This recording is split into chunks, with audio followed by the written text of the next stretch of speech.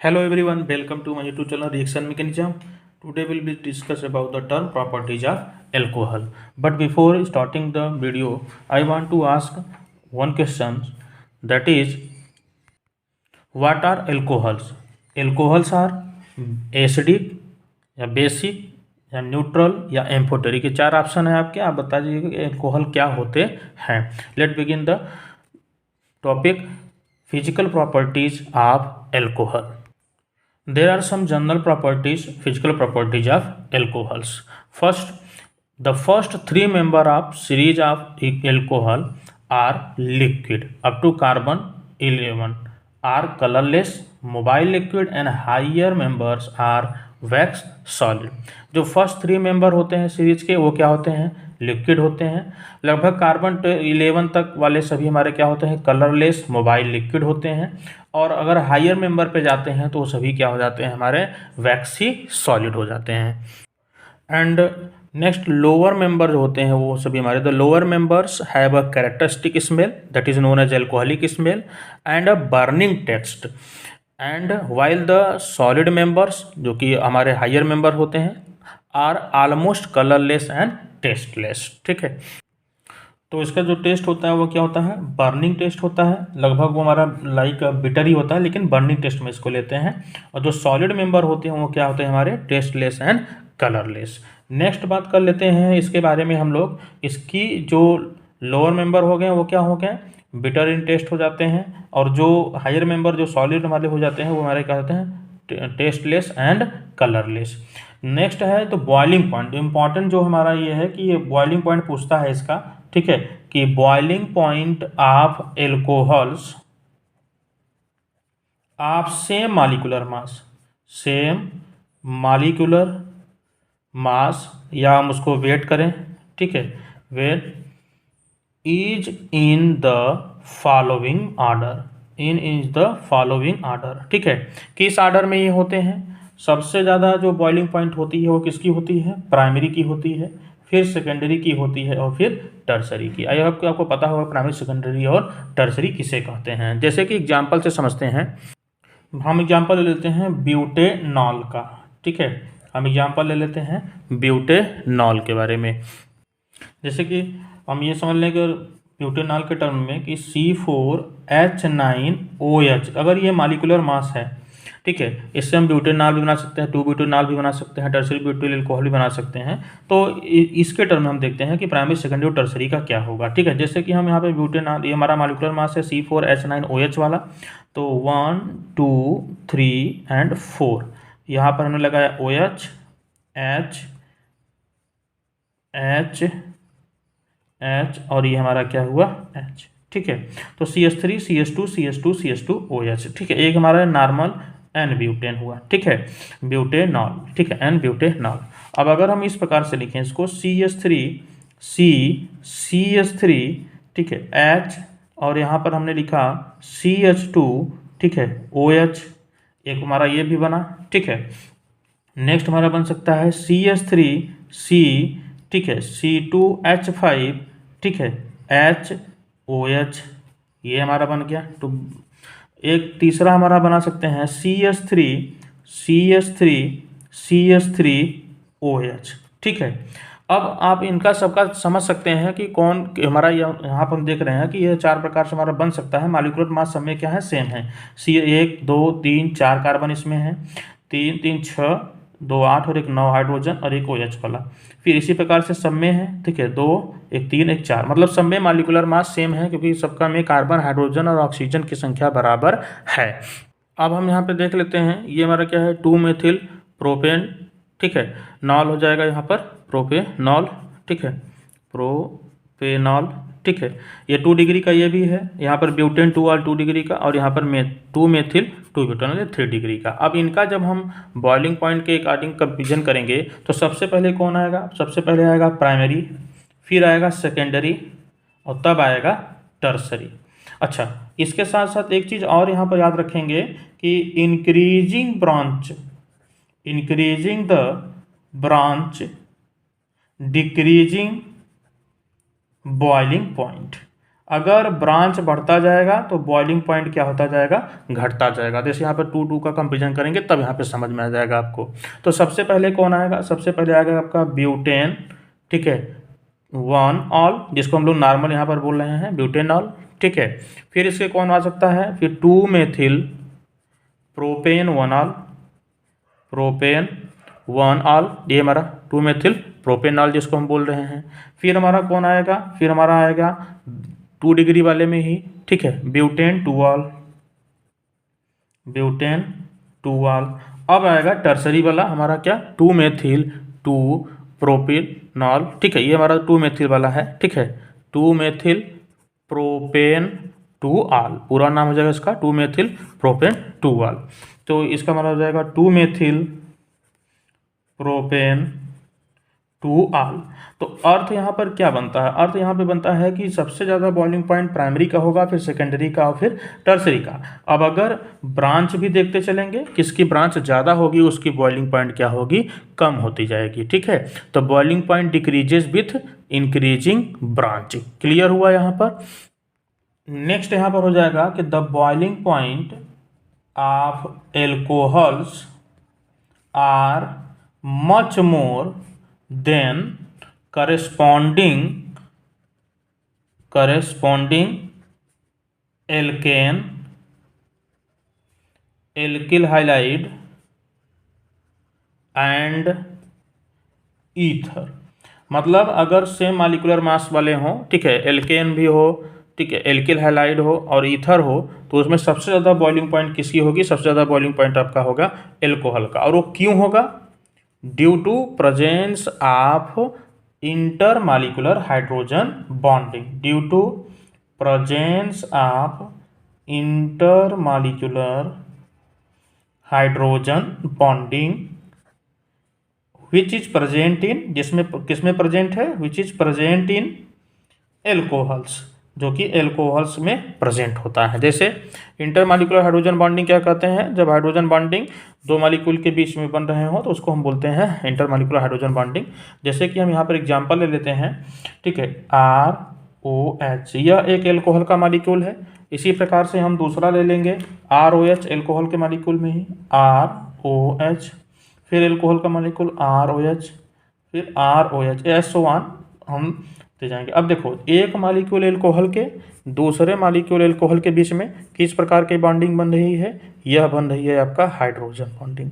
क्या बन रही है आपका, हाइड्रोजन बॉन्ड, ठीक है, यहाँ पर हाइड्रोजन बॉन्ड बन रहा है। तो हाइड्रोजन बॉन्ड बनने के वजह से इसकी जो बॉइलिंग पॉइंट होती है वह in comparison to halo alkane या फिर एल्केन या फिर ईथर के कंपेरिजन में यह ज़्यादा होती है। क्लियर है यहाँ पे। अब हम बात कर लेते हैं सॉल्युबिलिटी की, ठीक है। Alcohols are soluble in water, alcohol जो होते हैं वो वाटर में सॉल्युबल होते हैं, लेकिन दिक्कत क्या है, प्रॉब्लम यहाँ पर ये होती है कि first 3 member are highly soluble in water. जो शुरुआत के 3 मेंबर होते हैं वही हमारा ज़्यादा हाईली सॉल्युबल होते हैं ना, मतलब कि जो फर्स्ट 3 मेंबर होते हैं वो हमारे क्या होते हैं, हाईली सॉल्युबल इन वाटर, ठीक है। लेकिन इसकी जो सॉल्युबिलिटी होती है, the solubility of alcohols in water decreases with increasing of molecular weight। Molecular weight बढ़ने के साथ मतलब उनका हायर मेंबर वालों का जो होगा वो हमारा जो सॉल्युबिलिटी होगा वो क्या होगा, घटता चला जाएगा। और दूसरी चीज़ है कि ये वाटर में सॉल्युबल क्यों होते हैं, ठीक है। द एल्कोहल्स फर्स्ट 3 मेंबर अच्छे सॉल्युबल होंगे, फिर सॉल्युबिलिटी घटता जाएगा। The alcohols are soluble in water due to they form hydrogen bond with water molecule in water, due to they form hydrogen bond with water molecule. वो water molecule के साथ क्या बनाते हैं, हाइड्रोजन बॉन्ड बनाते हैं। अब उस हाइड्रोजन बॉन्ड में क्या होगा, ठीक है, the oxygen of hydroxyl group of alcohol and water molecule, ठीक है, water molecule form hydrogen bond, इनके बीच में हाइड्रोजन बॉन्ड बन जाता है। जैसे समझेंगे यहाँ पर HOH ये वाटर का मॉलिक्यूल है, OH यह एल्कोहल का मालिक्यूल है। इसी प्रकार से HOH वाटर का मालिक्यूल, ROH ये हमारा एल्कोहल का मालिक्यूल। तो एक वाटर के मालिक्यूल से दूसरे एल्कोहल के मालिक्यूल में कौन सा बॉन्ड बन रहा है?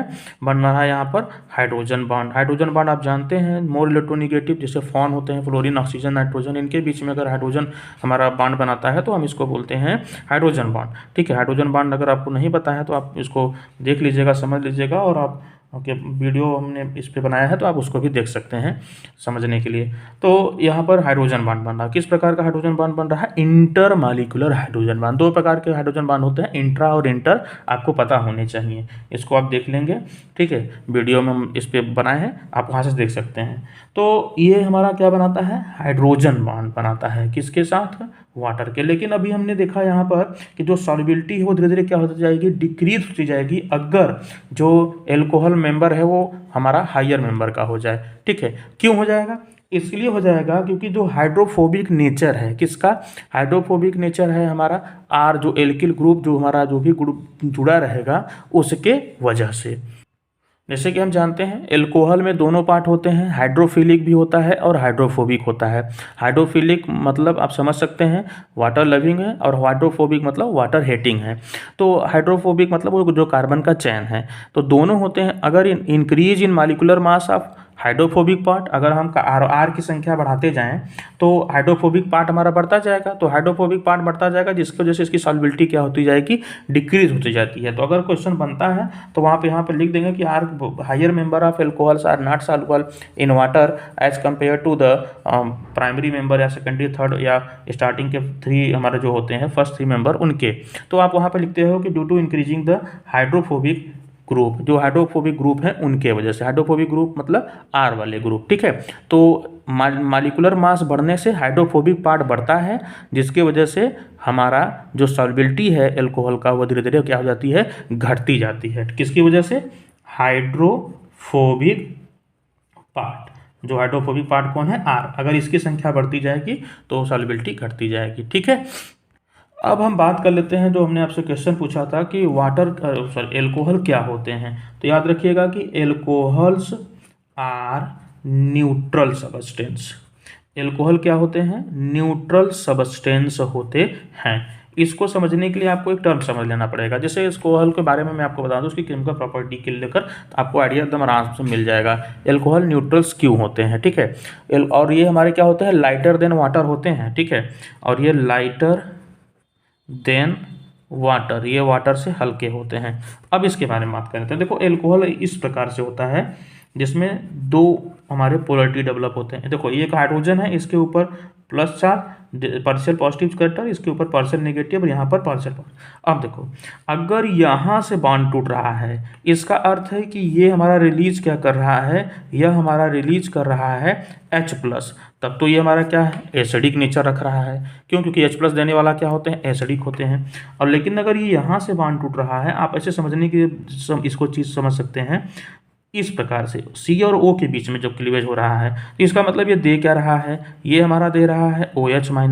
तो ठीक है, तो एसिडिक कैरेक्टर के टर्म में भी हमारा है। तो हम लोग ये भी मान के चलते हैं कि जो हमारा एल्कोहल होता है वह एसिडिक इन नेचर होता है। ठीक है, एसिडिक इन नेचर होता है, लेकिन एक्चुअली में ये हमारा क्या होता है? न्यूट्रल होता है, क्योंकि H+ और OH के टर्म में दोनों का मतलब ये दोनों प्रकार से क्लीवेज करता है। कहाँ कहाँ से क्लीवेज होता है? OH के बीच में, और क्लीवेज होता है COH के बीच में। यहाँ पर 2 पोलर बॉन्ड हो जाते हैं। एक पोलर बॉन्ड देखिए यहाँ पर है OH के बीच में, पोलर बॉन्ड क्या होता है आपको पता होगा।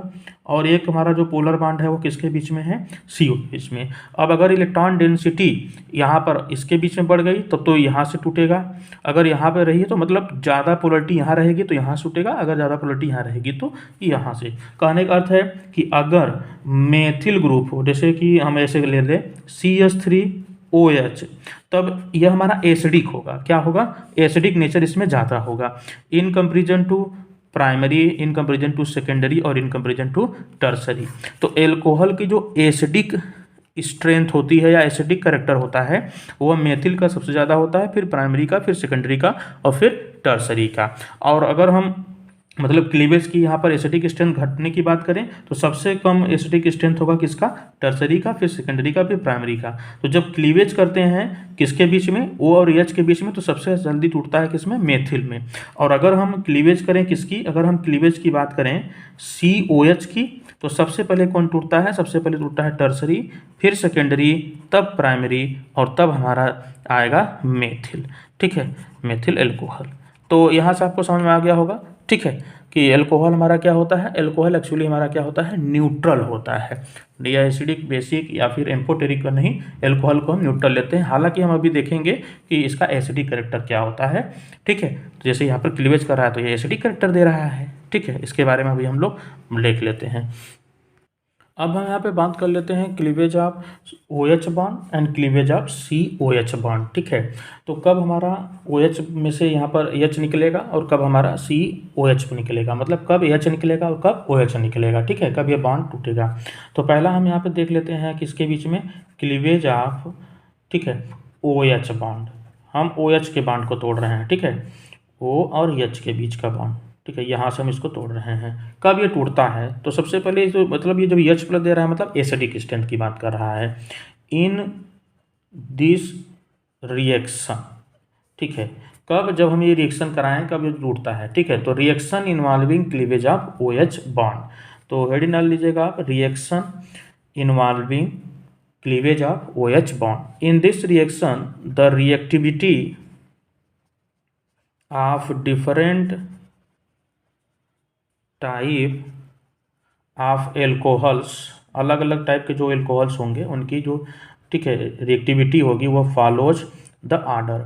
सबसे तेज OH में से H किसका निकलेगा, सबसे तेज निकलेगा भाई CH3OH का, फिर किसका, प्राइमरी एल्कोहल का, फिर सेकेंडरी एल्कोहल, फिर इस प्रकार से tertiary alcohol.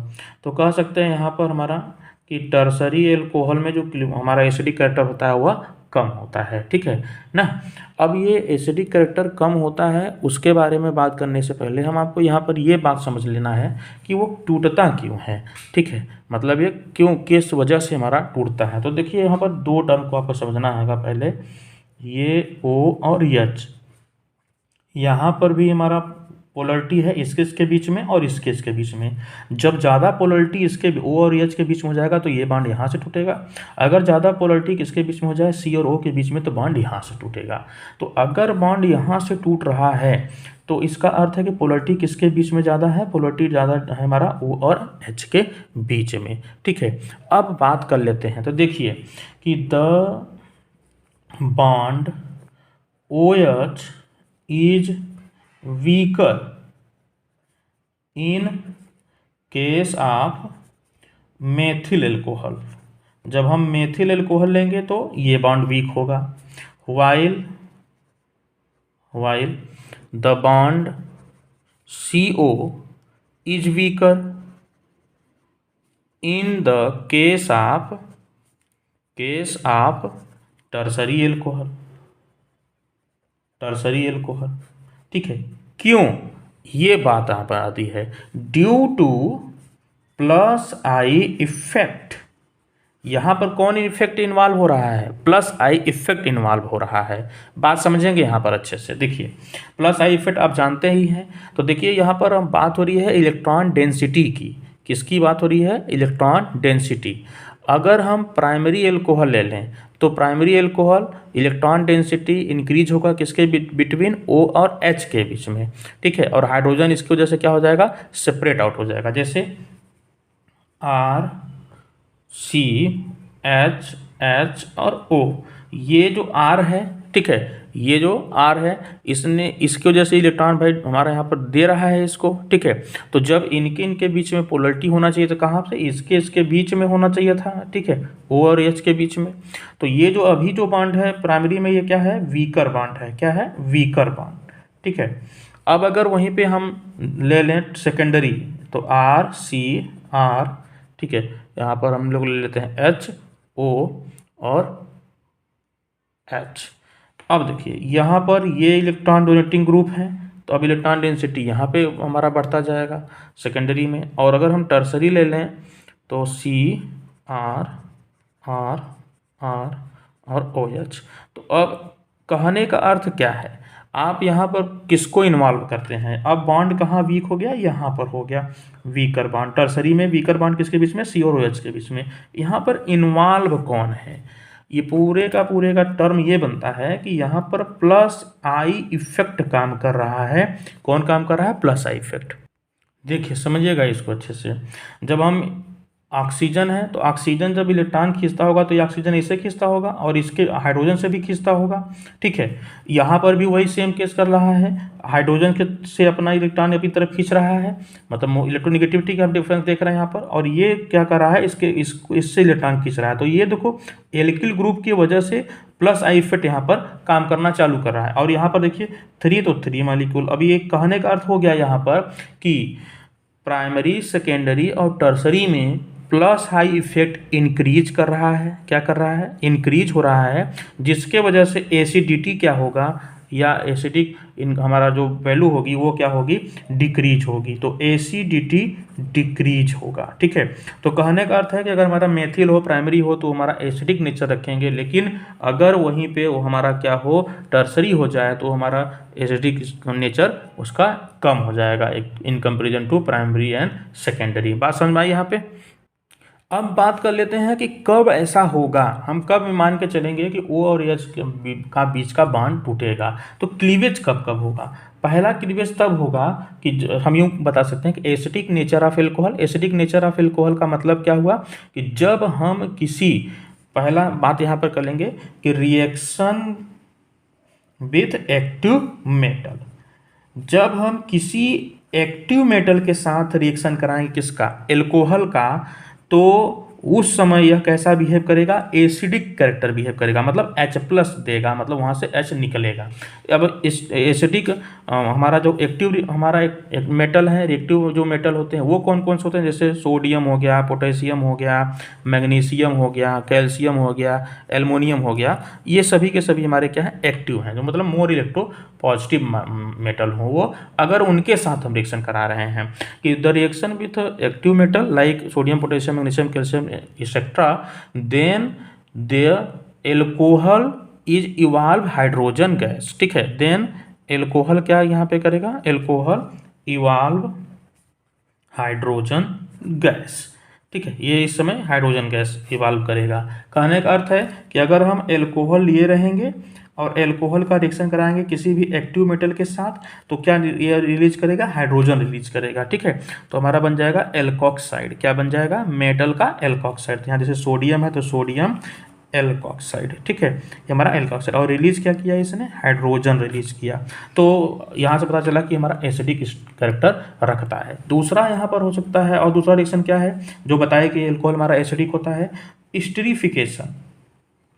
स्टीरिफिकेशन, esterification a process in which the carboxylic acid react with alcohol to form ester. आप सभी जानते हैं स्टीरिफिकेशन क्या होता है, in presence of concentration H2SO4। अगर हम किसी कार्बोक्सिलिक एसिड का RC∼OH का रिएक्शन कराते हैं किसके साथ, एल्कोहल के साथ,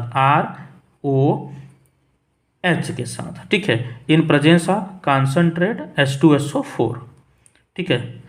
तो इसके जब रिएक्शन कराते हैं तो यहाँ से कार्बोक्सिलिक एसिड का OH और एल्कोहल का H रिलीज होता है। अब यहाँ पर एल्कोहल ने क्या दिया, H दिया, तो ये कैसा कैरेक्टर रख रहा है, एसिडिक कैरेक्टर, ठीक है। तो RC∼OOR, ठीक है, डैश, तो ये ईस्टर बनाया। तो स्टीरिफिकेशन से भी हमको पता चलता है कि एल्कोहल क्या है, एसिडिक इन नेचर है, ठीक है। यहाँ पर मतलब H और OH के बीच का बॉन्ड टूटते हैं, ठीक है, और फिर हमारा H2O। नेक्स्ट है आपका गिगनार रिएजेंट। गिगनार रिएजेंट, तो गिगनार रिएजेंट किसे कहते हैं, RMgX को कहते हैं, जहाँ पर Mg के ऊपर पार्शियल पॉजिटिव चार्ज होता है, एल्किल ग्रुप के ऊपर पार्शियल नेगेटिव चार्ज। अब इसका रिएक्शन करा रहे हैं किसके साथ, एल्कोहल के साथ। तो हमारा बन क्या रहा है, आप देख सकते हैं यहाँ पर एल्कोहल का रिएक्शन कराते हैं RMg के साथ, तो RH बन रहा है और फिर ROMgX, ठीक है। इसी क्या पता चलता है, इसी पता चलता है कि यहाँ से H क्लीवेज हुआ था, O और H के बीच का बॉन्ड। तो एसिडिक वैल्यू हम इससे निकाल सकते हैं। यहाँ पर हम कब कब एसिडिक H निकालेंगे, पहला अगर किसी एक्टिव मेटल के साथ कंसंट्रेशन करेंगे तब, दूसरा एस्टरिफिकेशन के प्रोसेस में, तीसरा गिगनार रीजन के प्रोसेस में, या फिर एसाइटिलेशन के प्रोसेस में। मतलब एस्टरिफिकेशन में ही हम एसाइटिलेशन के बारे में भी बात कर सकते हैं। तो इनके टर्म में हमारा इन्वॉल्व होता है क्लीवेज ऑफ OH बॉन्ड। अब नेक्स्ट हम यहाँ पे बात करेंगे cleavage involving of reaction involving the cleavage of COH bond. ठीक है, ये नेक्स्ट वीडियो में हम लोग इन्वॉल्व करेंगे कि वीडियो लंबा होता जा रहा है।